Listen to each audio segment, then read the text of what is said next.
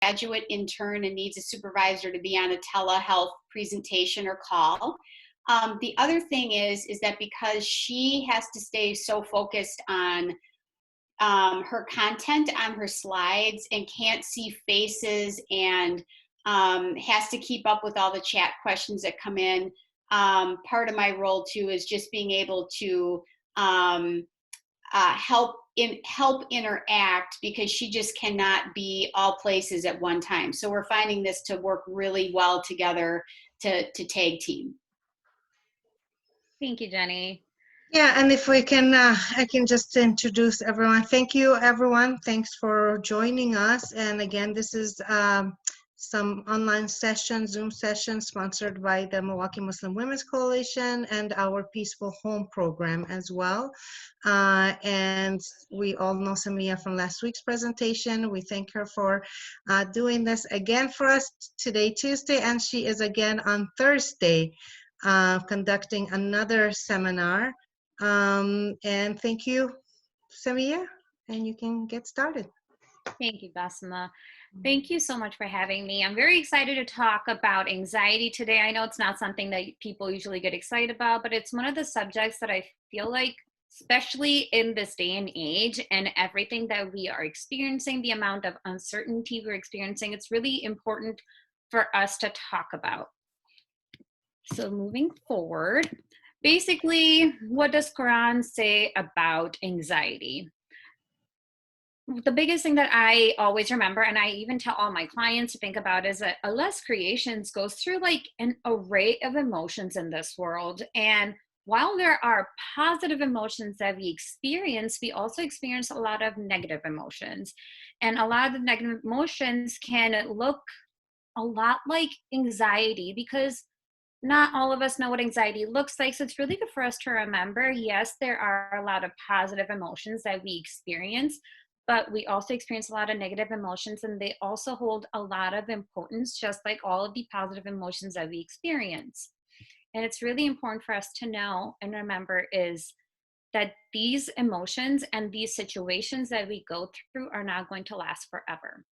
So while focusing on that, Quran says, indeed, after hardship, there is ease.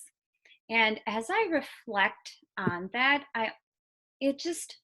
the biggest thing that really jumps out to me when I think about this is everything around us is a lesson, and expression how we take that and turn it into a good learning experience and learn how can we take this tough situation that we were not expected to go through and learn different skills of what works for us and how can we make those negative things work for us. And that's how I have been suggesting my clients, myself, and even my family members to think about, like, yeah, this sucks.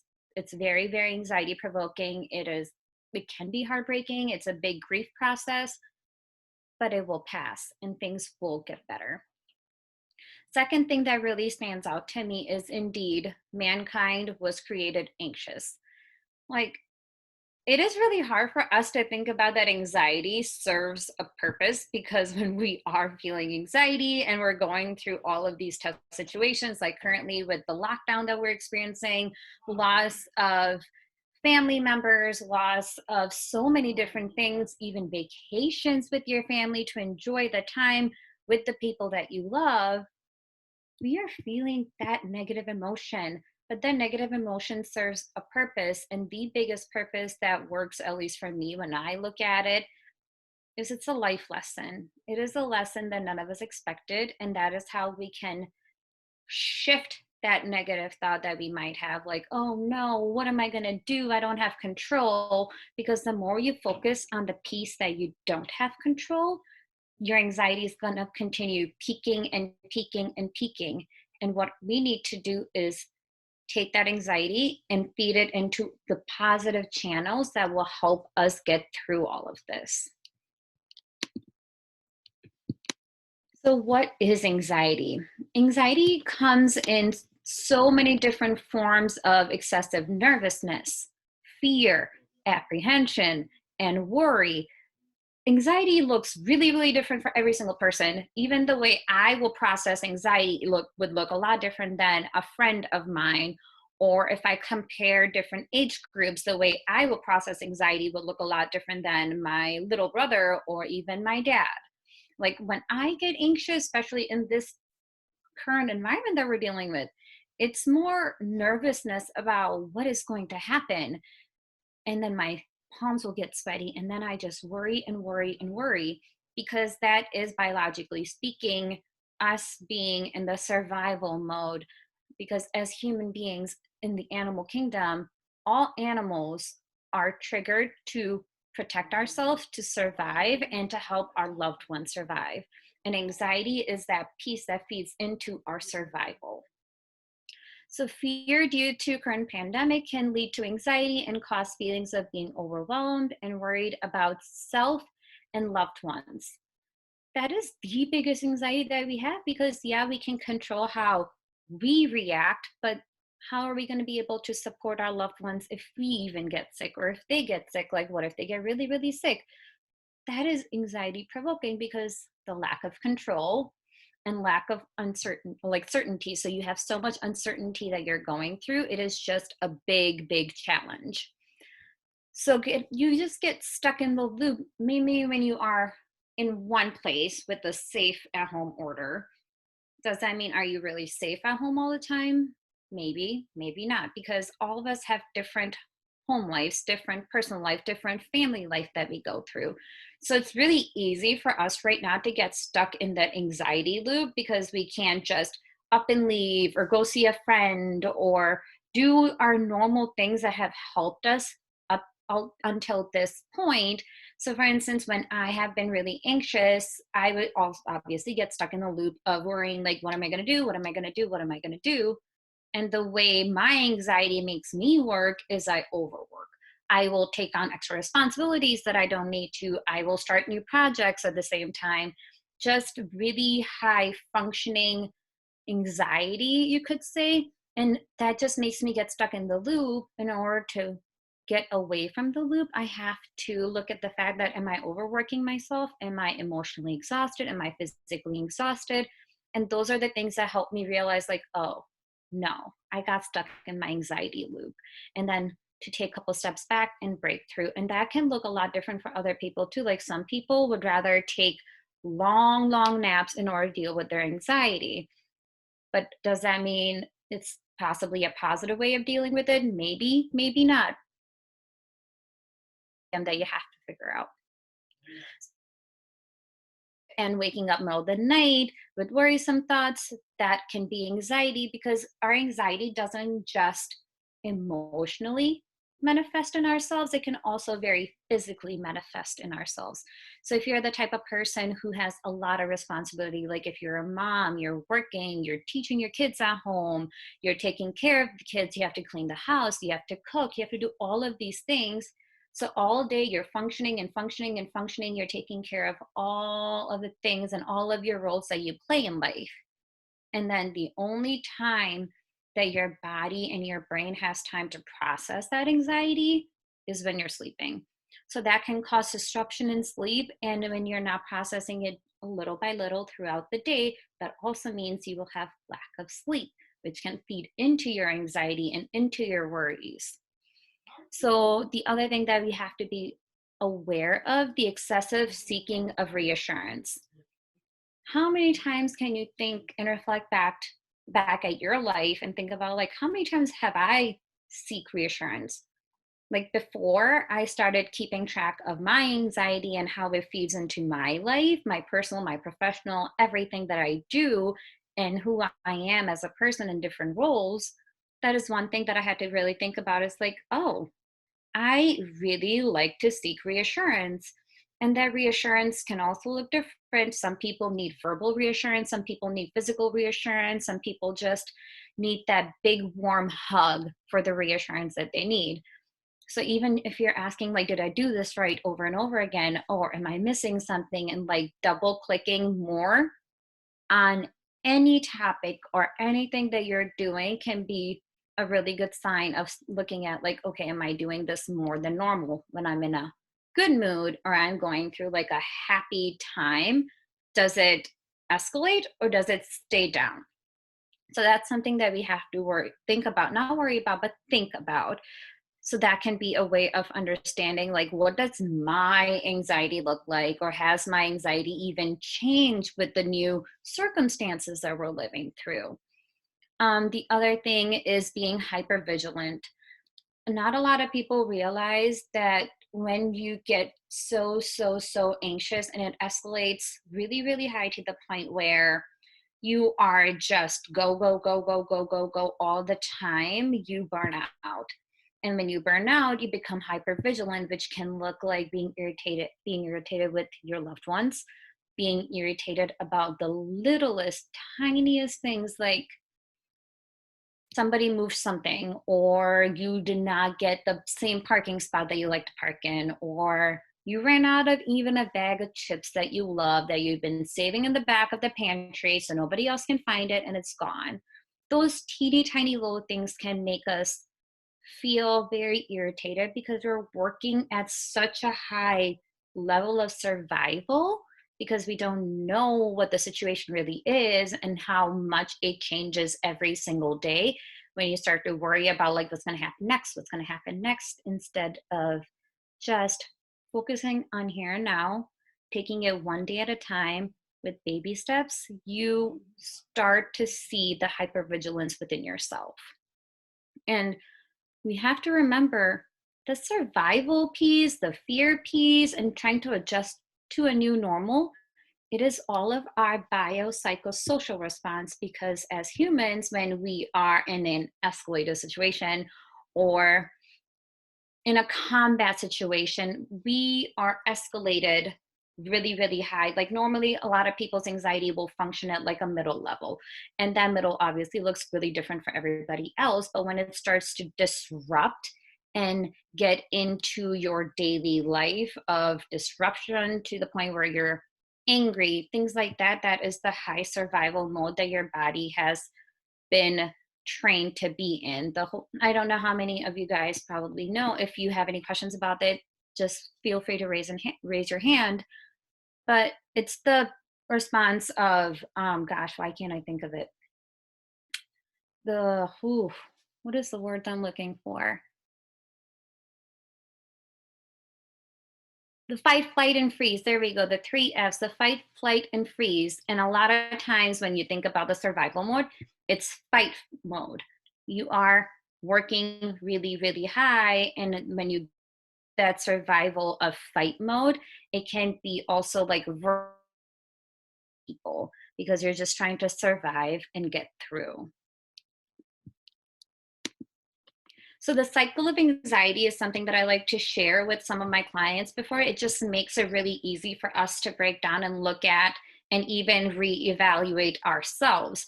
So an anxiety producing situation leads to an uncomfortable symptoms such as worry and fear. We have a hand raised. Hold on, let me see. Would you like to unmute yourself and ask a question, or would you like to type it to me?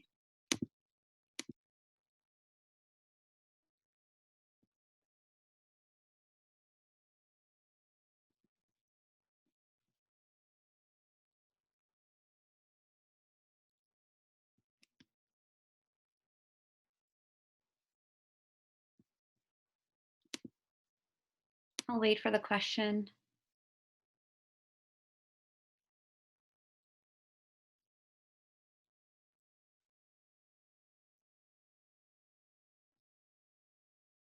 Okay, whenever you have it, just feel free to send it out to me. I'll make sure it stays at everyone. Perfect.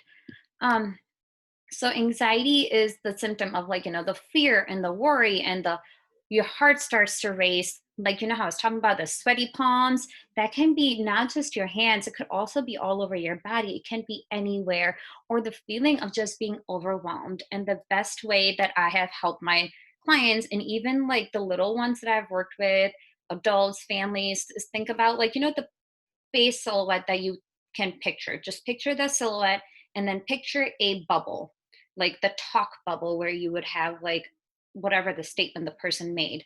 Instead of statement, picture just jumbled lines over and over and over again. And that's what the feeling of being overwhelmed is. And when people get to that anxiety level, a lot of times people just say, I can't think. And that can be a sign of anxiety within yourself. So, a lot of times, what happens when you go to the next step of anxiety is you start to avoid things. Like, yeah, right now we are in self isolation, a lot of us, or stay safe at home order. That is not an avoidance, but if you're the type of person who would rather isolate, that can be one way of thinking about it, or taking naps or binge watching TV instead of getting all of your responsibilities taken care of, procrastinating on different challenges that you might have.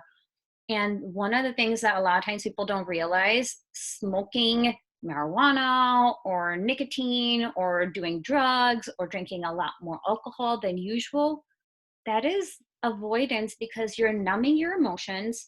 You're trying to numb down that negative emotion that you have been feeling that's been really, really escalated in order to just get through the moment rather than process the moment. Short-term relief from anxiety, avoidance is such a big relief for so many people. Like a lot of us growing up and we had to give a presentation in class, like how many times can you think about that you felt that your heart was racing or your skin was flushed or your palms are sweaty and just not wanting to do that? That was like, the pre-presentation anxiety. And in order to avoid that, a lot of students per se can opt out of doing a presentation, would rather write a paper. So that is an anxiety avoidance rather than dealing with your challenges to overcome your challenges. So that is also the next step of the short-term relief, is figuring out what else can I do instead of dealing with the problem or dealing with that negative emotion and the negative feeling that you have. But we have to remember this is just a temporary relief. It doesn't solve our problem and it doesn't teach us what we need to learn. And then it goes into long-term anxiety growth because the more and more you avoid the situation rather than dealing with it, it basically gets to the point where it's a learned behavior of avoiding. So you're not learning how to do better, how to be better, and how to grow from the situation. So that's what the anxiety loop looks like. So the more and more and more and more you do it, it's a learned behavior. Like let's think about potty training with little kids. When you're potty training them, you have to break that cycle little, like, hey, this is what you got to do next. This is what's next. And then you reward. So you have to acknowledge every single time you try to break that cycle to reassure yourself and give yourself that assurance that I got this. It will be okay. And with time, it will get better because then it'll be just second nature.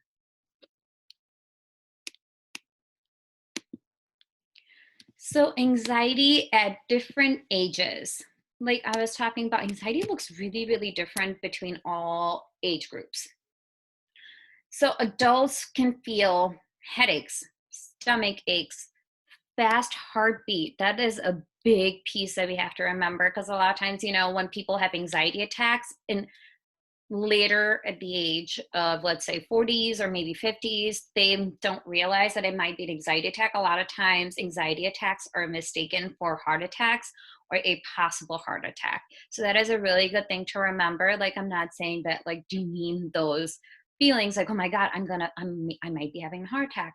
Please, please, please don't do that. But it's just something to be aware of. Sweating, dizziness, jitteriness. Like, I know I'm one of those people and I get anxious before I even realize it. I have finally trained myself to think about, like, am I twitching with a pen or am I twirling my hair or like shaking my foot? Like, I find myself, like, even in class when I'm trying to pay attention and it's really hard, I would start shaking my foot.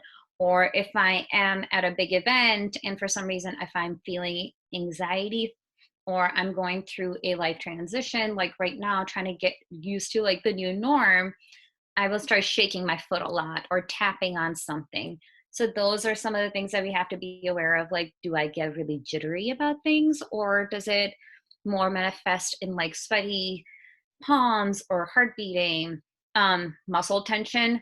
A lot of times, a lot of us, a lot. I cannot tell you how many clients have told me this. They hold their anxiety and their stress in their shoulders and in their neck. Like your muscles just get really, really tense, and you can feel that tightness and the knots start to build up. So that is a really good way of checking with ourselves, like, oh, if my neck's hurting, my shoulders are hurting, where's my anxiety at today? And just doing that, gauging that piece of what level are you at. A lot of times I use the scale of 1 to 10. Usually a lot of people do 1 to 7, but I like 1 to 10 because everybody's medium looks a little different. So you can do about like 0 of being really, really low anxiety and 10 of being high anxiety. So 10, when you gauge that piece, always think about, am I having a panic attack? So panic attacks are a 10, 0 is extremely low, non-existent, 5 is your median. So that's the way that you can check that. If you're having a panic attack, panic symptoms are basically shortness of breath, palms get sweaty, and you can't even speak. It's really, really escalated. So in order to come down, there are different skills that I'm also going to walk you guys through to do that, but just understanding what your panic looks like. Nervousness, difficulty concentrating. A lot of times you can't concentrate on one thing because there's so many things that are just being jumbled in your head, where it's just hard to focus on the things and the little projects that you have to get through. Irrational anger or irritability. A lot of us, with that uncertainty that is triggering our anxiety right now, can feel that anger and that irritability that's been building up. Like, how many of times have we snapped at our loved ones or just looked at them and just thought about like, oh, I just wish I could go for a walk right now, but I can't. Just things like that. Restlessness and sleeplessness. Like I was talking about, if you haven't gotten the chance to even process those emotions, process the anxiety, validate that anxiety, validate how you're feeling, and then figuring out how you can use it in more of a positive manner, it will affect the way we sleep. And with children, the jitteriness, like children will run back and forth or start throwing toys when they get irritable. And the biggest thing that I've noticed with a lot more kids is the stomach ache. I cannot tell you how many times the kids that I've worked with or the kids that I know in my personal life, when they are feeling anxiety, the biggest thing they say, go to school today, I have a stomach ache. Or they come home early from school because they have because when children feel anxiety, that's where they feel it the most, because they haven't learned how to understand that our emotions affect our biological being at the same time. Children also tend to lose sleeplessness because they don't know how to verbalize the emotions they're feeling. They don't know how to even label being overwhelmed. So it's really hard for them to be like, oh, this is what I am feeling right now. Feelings of fear, that is so big right now, especially with the kids whose parents are working and they're the frontline people and they are going to the hospital or going to the office or doing everything that they're doing, as they are seeing this new norm, like, oh, I can't go to school physically. I have to do Zoom calls for school and have my mom and dad teach me, but then all these other kids have the mom and dad right now, but I might not. That can trigger some feelings of fear because kids don't fully understand. Like, yes, they do, but depending on what age group they're in, that's really hard for them to grasp. Feeling of shame, it's really obvious in children, because a lot of times children, when it comes to feeling that anxiety, they will start to feel like, oh, what I'm feeling doesn't seem normal. So if it's not normal, maybe I am different. And then they start to feel that difference more and more, and they start to self-isolate themselves. And it happens a lot in the ages of, I have seen between 8 and like 11 and 12, and then it goes on into adulthood too, because that's when you start to see the differences between who you are and others, and it's that age group of age learning. And the difficulty concentration is the same thing like adults have problems with, children also go through that piece. Okay, let me quickly check. There's some questions. So the question that I just got asked was, how do you determine the cause of anxiety in young elementary school children if there does not seem to be a clear reason? What are some things to do to help them? So with children, especially elementary age, they are finally learning to see that they are separate, they are their own beings, and it's that transition that they go through. So depending on the family life or the school and what is happening, there can be a lot of anxiety just being triggered by little things of even noticing, like, you know, how I was talking about, I am possibly different than my friends, I am different than so and so. So just having that comparison makes them see, like, oh, I'm different. And that makes them isolate themselves. And there's not always, like, there is obviously a reason behind the anxiety that children feel, but the best way to help them is help them understand and validate that this is anxiety and this is possibly what you might be feeling. And then helping them see, like, oh, this is what anxiety looks like for me as a mom, or me as a dad, or an older sibling, or a loved one. And maybe this is how I felt as a child. Is that how you're feeling? So helping them those tools to be able to verbalize it. And some of the things to help them is just like, the first thing, just like adults, validate what they're feeling, validate what is happening, and help them like verbalize what they're feeling so they can start to process those feelings and learn different ways of coping, of like breathing exercises, mindfulness. If a family work, like the family dynamic is to the point where you can play different games together, that could be a really good way of coping with that as well. So the next one is, this would be considered a generalized type of anxiety, and this is uncommon during a time like this. A wonderful approach is to reassure your child that the symptoms they are experiencing is how the body and mind response reacts to stress. That is a really, really good point. And having a safe space, available adults who can hold the strong experiences of anxiety with their child is also really important. Like, I'm going to dive definitely more deeper into that piece, but the biggest thing that as an adult we can do is model that behavior. Like, yeah, I'm feeling that anxiety right now. And the way I cope is by doing a mindfulness exercise, or maybe doing yoga, and then inviting the child to go do that as well. And it's really good for levels of anxiety. And the topic that we're really, really focusing on is just general anxiety being triggered by our current environment too. This is a really, really good reminder. I know I tend to forget this, so I have to remind myself and have that compassion. Is it is normal to feel anxious. It is our biopsychosocial response to things that we don't know, things that we don't have control over, or things that are uncertain. We need to show ourselves that love and compassion that we show to our friends. We give them a cup of tea, like an oolong tea or things like that, and we help them see, like, hey, it's okay that you're feeling this way.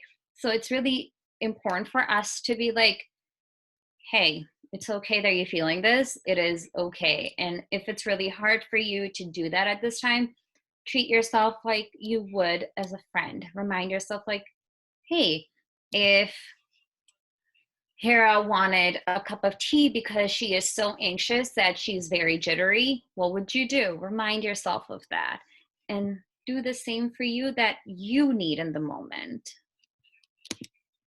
So how to ease anxiety during quarantine and social distancing.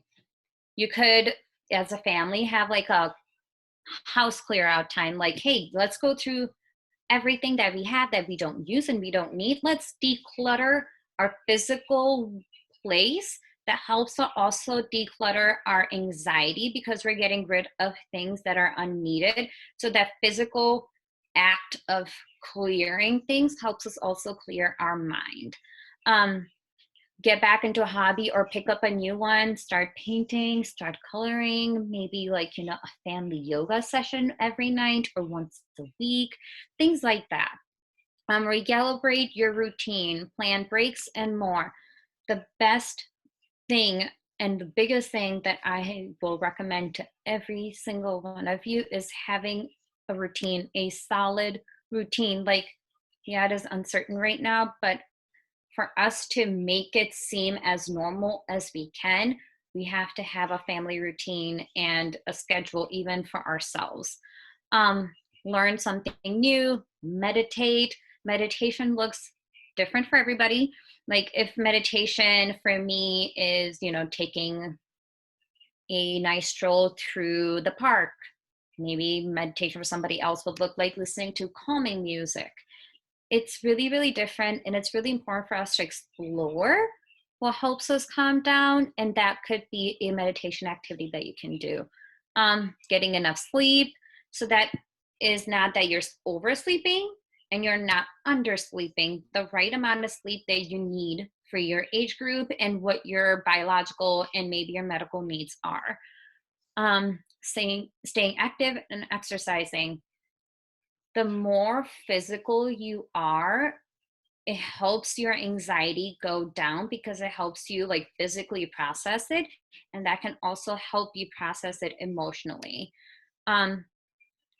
So healthy diet is really, really, really, really, really important for us to have a healthy diet, because even research has proven unhealthy foods will feed into our anxiety, like having too much sugar or drinking more and things that are not the best for us. Like, how I've always talked about the happy median that we need. So that also can be something that, overdoing it or underdoing it. You can't eat like 5 bags of family sized chips in one sitting, because that is definitely overdoing it. So knowing like what is the happy middle ground for you is really, really important. Stay as active as you can, even if that means that you and your family can go on like a nightly walk together or every other night, just anything. And one of the fun things or fun activities that I have been told that people have been doing is having family fortnights, because that helps the entire family be active together. They will eat dinner in their fort, and then they will just, play board games and things like that.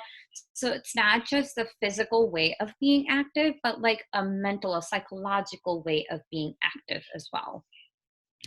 Avoid as much alcohol as you can. Don't overdrink your caffeine. The more caffeine that you feed your body, the more the normal very, very much feeds into your anxiety.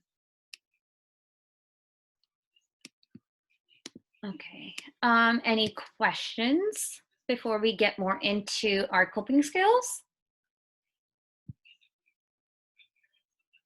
And as you guys come up with more questions, I found this picture really funny and very like validating, because genetically speaking, biologically speaking, we don't just hand down our physical features to our loved ones, we also hand down trauma, because trauma manifests in ourselves physically and emotionally and behaviorally, because the way you act, like your grandma acted towards certain things, would be the way you would act, or your grandfather or anybody else in the family, because it can be a learned behavior. And it's really, really, really important for us to remember that not having that normal emotional peace in the moment right now, that uncertainty, can be really traumatizing for adults as well as children. Okay, I'm gonna quickly check and see if there were any other questions. Okay, so the one question that I missed is, should you be scared if your middle schooler loves not going to school? I would say possibly no, because it's different how we all learn. Some people learn better by doing things by themselves. Some people learn better by doing it in group. And some people need that middle ground of like a little bit of group and a little bit of by myself. Like, if I were to use my example, I love, love, love school. And not a lot of people say that. And that is not a normal thing compared to, let's see, my older brother. Hated going to school. But that didn't mean that he didn't get good grades. He wasn't a good student. He just did not like going to school to the point where it wasn't a normal. So in order to answer your question, that should you be scared?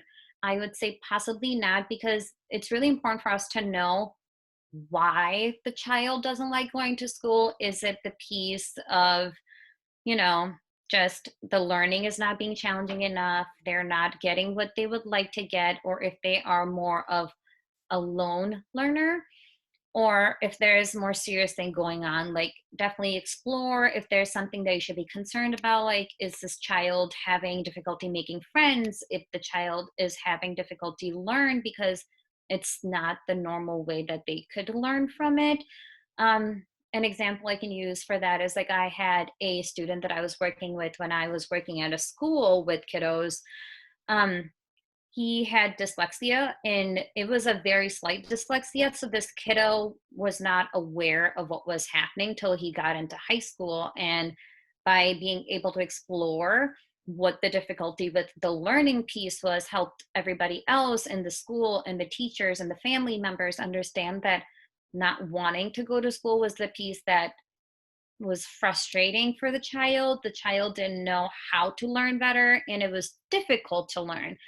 And when it is difficult to learn and you know that you can do better, but something is stopping you, like you're hitting that brick wall over and over again, it makes them see that they're different.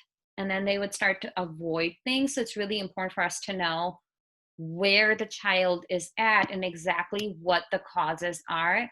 And a lot of times the child might not even know how to express that verbally. So it's really important for you to model, like, hey, maybe these are the things, or this is what I went through and this is what my experience was. Let me see.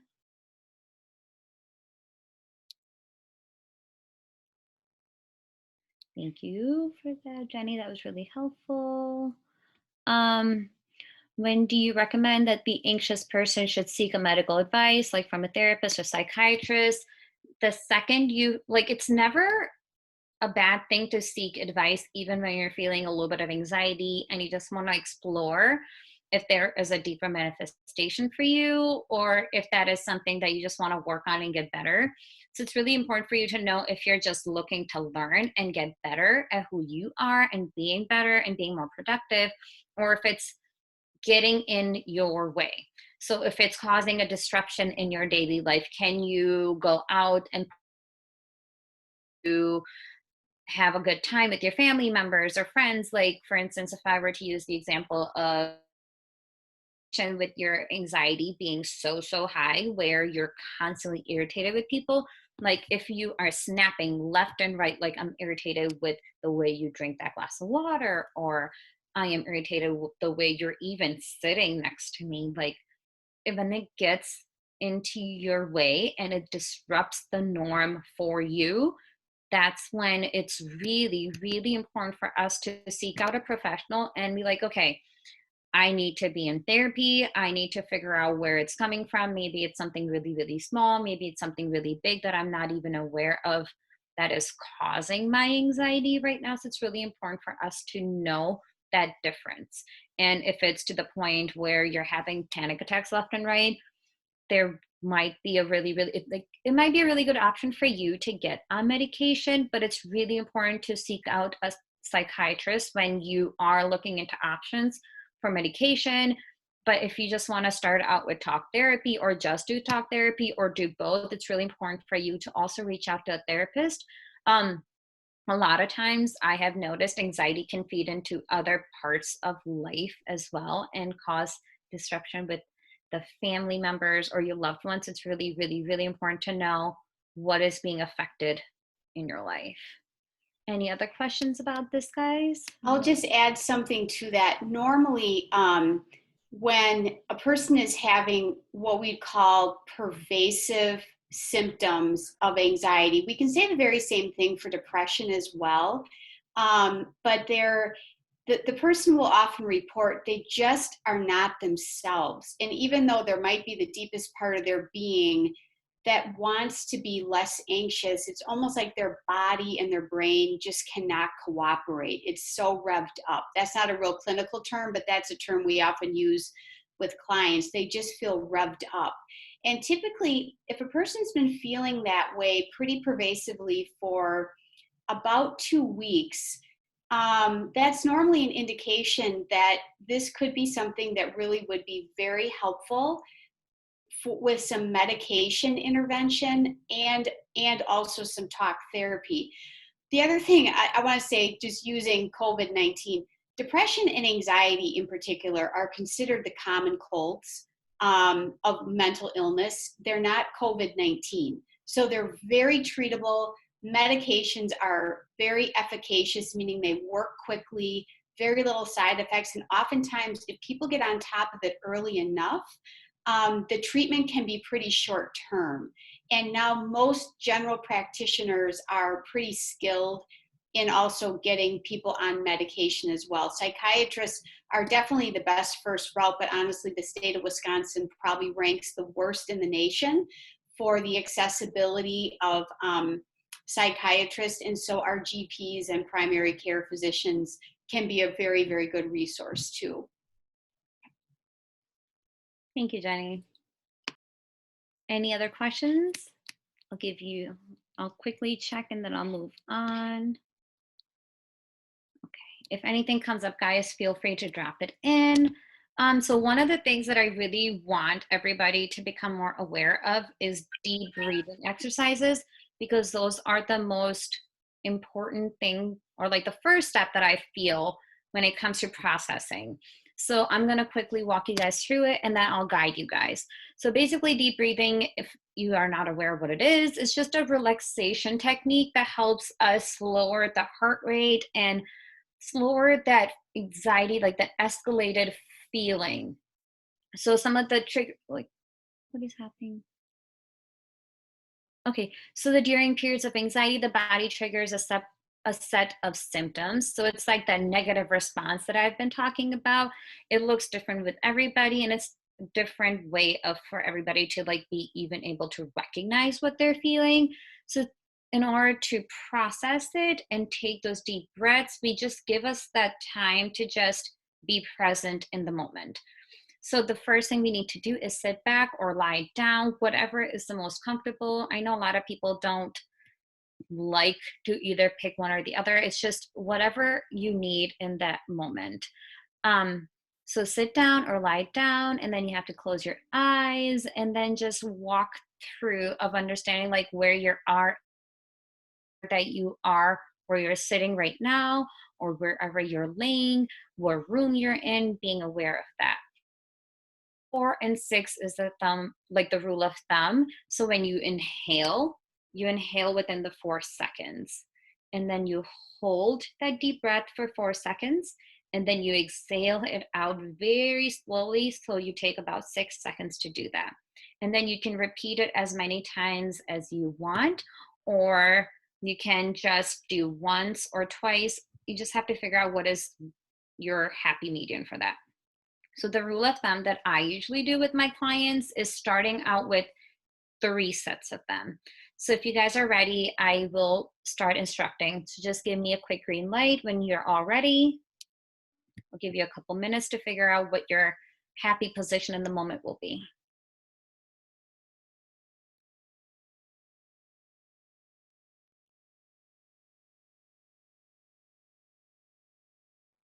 All right. So I'm guessing everybody's in a happy, healthy position for yourself right now.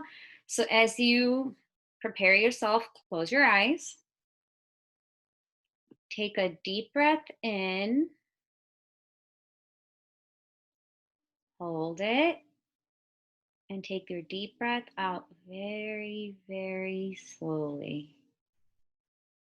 If it's easier for you to count to 4, inhale, 4 hold, and 4 exhale, feel free to do that.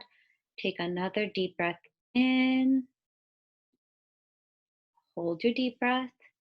And now exhale it out. Let's do one more. Deep breath in. Hold it.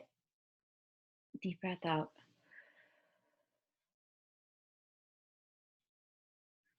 And when it comes to kids, you can do that too, the same exact way. You could use the example of holding a rose when you take the deep breath in with 4, hold it, and then the deep breath out.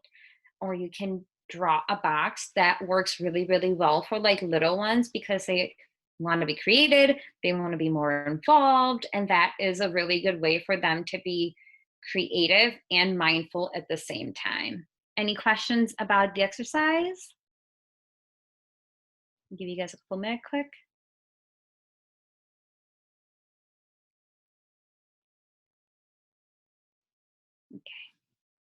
Can move on. So here are some resources. It's really important for all of us to know what level we're at, if we need to seek medical help, if we need to seek out professional help from a therapist or psychologist, who to go to, when to go to. It's really, really, really important for us to know if it is getting into our daily lives, is it disrupting our daily lives, or what is exactly we need in the moment, even as an adult, as a child, as a teen. All ages experience it differently, and it's really important for us to validate that piece. Any questions, guys? Do these therapists take insurance or is it self-pay? So it's different for different agencies. So it's really important for us to know is what kind of insurance we really hold. So depending on what insurance you have, like a question that I got earlier was about Blue Anthem. So you will, a lot of times people do is call their insurance companies and figure out who is covered and if they have any recommendations that will be covered by their insurance companies. So that is one way of doing it. The other thing we have to be aware of that I have recently learned, I would say starting in my internship, I learned was something called HSA and FSA that a lot of people are not aware of that can help you like kind of widen your horizons as well. And a lot of times when people do private pay, they also have sliding pay scales depending on if you're going through a hardship. And with our current environment and crisis right now, it's really important for us to know these options. And there are a lot of options in our area as well. But it just really depends on what your needs are and what you will benefit from. Please go back to our previous slide. There we go. So there is some contact information for people that I have right now. Jenny and I are taking clients together depending on the need. And what's going on. If you guys have any questions about that, some of the normal rates that I know are $125 for somebody who is fully licensed, all the way down to, I believe, $50 for some people, but it just really, really depends on what your needs are. And I tell time that there's a new client that comes to me or calls me to ask about what kind of services I offer and what they look like, don't be afraid of having that emotional reaction like, oh, this might not be a good fit. Maybe I need a different therapist. Don't be ashamed of that. You have to be comfortable with your therapist as much as they have to be comfortable with you. You have to build that trust. And if you don't have that trust with the person you're working with, it can be really difficult for us to be able to process those emotions. So if you're ever seeing somebody, any type of professional, and you feel like, oh, this might not be a good place, bring it up to your professional right away. Tell them like, this is the emotion you're feeling. You might be able to process that together because it might be something that you just have to work through. It might be a pattern that you might have to break, but know that it is your time with that person. Any other questions or concerns? No, thank you, Samia. I just wanted to just put in here about some of in the area for people that are struggling with food, finances, or general help. The 211 line is excellent local resource that people can use if they aren't sure of where to go for financial assistance or shelter in certain situations, but the local Muslim community is certainly doing a lot as well. Every masjid has their own little committee on how to help people. You can call them and tell them your situation and they'll best help you. Also, I'm going to try to now share another screen here. Let's see if that works. Can you see our local line? So this is our numbers. Obviously, the building itself is closed, but we do take appointments, and these are our crisis lines. They are anonymous and safe to text and call. We don't want anyone feeling that just because it's a quarantine, you are trapped with no help in an unhealthy home situation. And then I also just want to add that tomorrow we are having Dr. Rida do a session at night. He is a well-known psychiatrist and Harvard-trained trauma specialist, and he is going to be in at 7 p.m. Central. His will be simultaneously in Arabic and English. The impact of COVID, stress on wellness, as well as you're going to join us again on Thursday for anxiety and the family system. And I think this is going to be a really good one where people can ask questions about particularly how to deal with, you know, children and other members of the family. So I am going to go back. You can share your screen now. I don't know how to do this, so you can. Oh, it's okay. And I'll just talk Okay. about what the next session is then. So Okay. if you guys have any kids that you have at home, or if you're worried about any kids, family system together, definitely come and join us for our Thursday session, because I will go more in detail of what preschooler age group looks like, you know, elementary school, high school. It will be more in depth with that piece, because different age groups, it looks really different with the anxiety and how to even help them while they're doing schooling from home. So definitely enjoy it. Not enjoy us, but join us on Thursday, and we will go more through those steps and how to process that as a family together, and different activities that will be more helpful to process the anxiety. Thank you. We really appreciate you doing this for us, and it's been extremely helpful. So unless anybody else has anything to say or any more questions, we will end it with that. Thank you for having me today, guys.